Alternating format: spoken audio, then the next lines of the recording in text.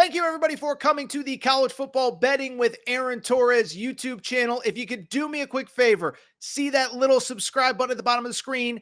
Go ahead, click that subscribe button. It helps our channel grow. It helps our audience grow. I appreciate it more than you know as we're talking college football on this channel year round.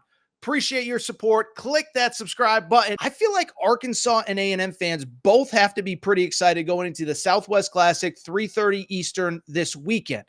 Arkansas sitting at 3-1. Bluntly, I think they should be 4-0. Should have beaten Oklahoma State in week 2. Texas A&M, they're sitting at 3-1. Could have won that Notre Dame game. Not sure that they feel like they should have, but the bottom line is I do think that both teams have to feel good going into this game. Spread in this one, A&M is a 3.5-point favorite. We're recording Wednesday night. That is subject to change. The over-under in this one is set at 51.5. In terms of these two teams, let's start with Arkansas because, listen, the vibes right now, I don't live in Fayetteville, been there, beautiful city, but feels like the vibes are good in Fayetteville. Like I said, this is a team that probably should be 4-0. That game against Oklahoma, Arkansas fans don't need me to tell you, had over 640 yards of total offense. You move the ball at will. You don't win that game, but you come back and you find a way to win that Auburn game a week ago. So much of the focus, and I include myself in this, so much of the focus has been on Auburn, Hugh Freeze's reaction. I don't think enough credit has been given to Arkansas for going into a really tough place to win and improving to 1-0 in SEC play, 3-1 overall. In terms of why Arkansas is having success, listen, we're all, and again, this is another one. I'm taking the L on this one, okay?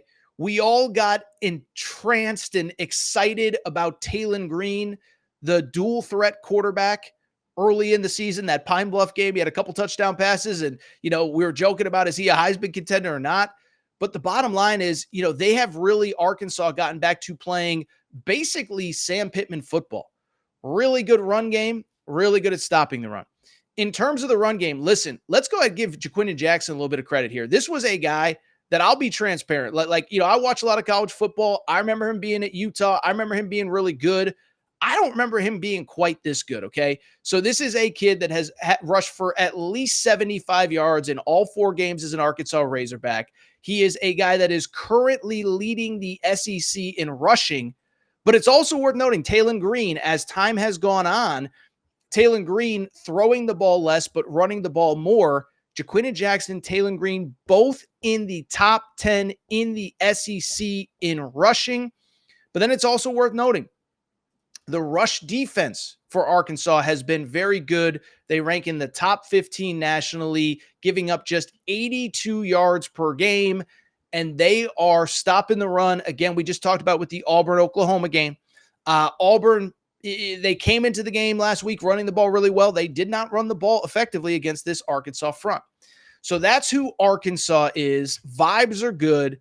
Feel like the vibes are pretty good at A&M too. Now, I know A&M, of course, you wanted to win that game last week against Bowling Green in more convincing fashion.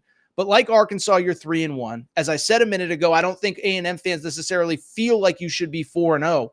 But after that slow start against Notre Dame, 3 really nice wins. Even the Bowling Green game, it wasn't pretty. But one, I credit Mike Elko. He came out spitting fire after that game, saying this performance is not good enough. But also, it's hard not to be excited when you went to the Swamp a week before that and just destroyed the Florida Gators. Ironically, or maybe not ironically, like Arkansas, Texas A&M runs the football really well. Le'Veon Moss is a stud, okay? This is a kid, we knew he was good coming in. Obviously, the injury, unfortunately, in the offseason to Reuben Owens has kind of allowed this guy to become a featured back. But you're talking about a guy that had 90 yards against Bowling Green, 110 yards, about 6 yards per carry against Florida.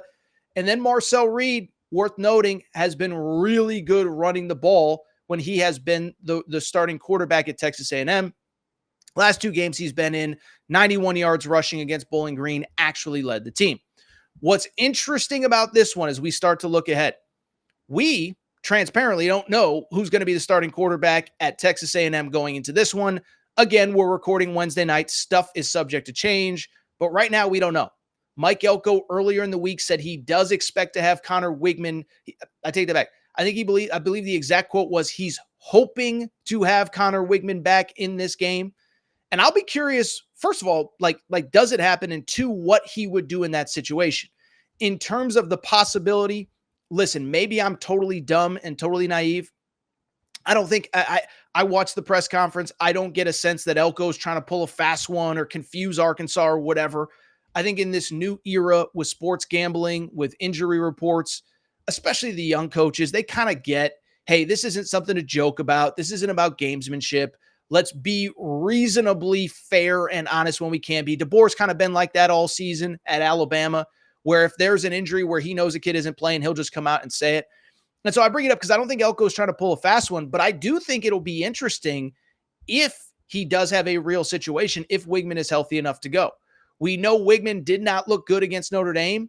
The counter is Marcel Reed looked really good against Florida 2 weeks ago. But the counter to that counter is that thought Marcel Reed probably took a little bit of a step back last week. First game, they didn't ask him to do too much passing the ball, 11 of 17 passing. Last week, 16 of 29 against Bowling Green. And so you do wonder if the bloom is off the rose a little bit with him as a passer. And if so, what would that mean for this game? And does Wigman actually give you the better option going into this one? Speaking of this one, in terms of the spread and in terms of the over-under, we obviously just talked about it. A&M, a 3.5-point favorite as of Wednesday night. And transparently, this is another one. I know it's not the sexiest conversation to have. I kind of feel like the under's the right side. Listen, I'll give you who I actually think is going to win. But if I'm making a bet on this game, it's going to be the under, and it's pretty straightforward as to why. One, another situation like Oklahoma-Auburn, where the quarterback situation is at best in flux for one of those teams. Kind of the exact same situation, right? Auburn, we don't know who's starting at quarterback. A&M, we don't know who's starting at quarterback. So we don't know who's starting at quarterback for A&M. With Arkansas, as the season has gone on, they have put less and less on Talon Green's throwing shoulder and more on the legs of Talon Green and Jaquindon Jackson. And so what intrigues me about this game is, with Talon Green, with the passing numbers going down, he's now at about 54% completion on the season. I just wonder if it's a situation where they try to do what has been successful, which is as the season wears on, as the defenses get better, less and less passing, more and more throwing, trying to control the clock and control the football. As a matter of fact, I think that's what's kind of interesting going into this game.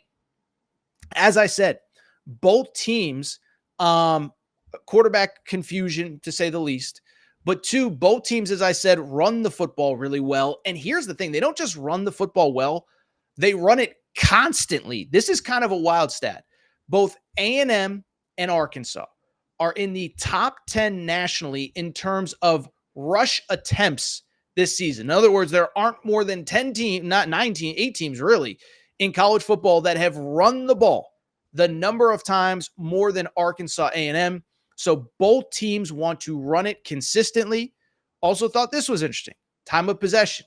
Missouri is number 1 in the SEC. Arkansas and A&M are 2 and 3. So you have two teams want to run the ball, two teams that want to chew up clock, and I just don't see there being a lot of possessions in this game for either side. Think it's also worth noting from the A&M perspective, this is statistically the best run defense that they have faced all year. Now, I know Notre Dame was really good in week 1, but Notre Dame has regressed a little bit. Arkansas is a top 15 run defense in college football. For the other opponents that A&M has faced, Notre Dame is ranked 51st nationally, not bad, but right in the middle of the pack. And then it gets really ugly from there. Florida is ranked in terms of run defense 79th nationally. And oh, by the way, the Bowling Green team that you just beat is 116th nationally. So this is the best run defense that A&M has seen. They're going to want to run the football. A&M has not been as good against the run. If I was making a pick, I probably would take Arkansas for that reason. They faced some reasonably good defenses this year. Don't know that I would say that Oklahoma State is necessarily that. But at the same time, I don't think A&M has seen a front as good as Arkansas, even though, again, I know Notre Dame looked really good in week 1, but they've taken a little bit of a step back. So I do think if I had to bet, if you gave me $100 and said, go to the sports book and make your pick, I'd probably take Arkansas to win this game outright as a slight underdog at Jerry World. But if you're asking me, what do I think the best bet is? I think it's 51.5. This game has 24-20 written all over it. and I do like the under in this game.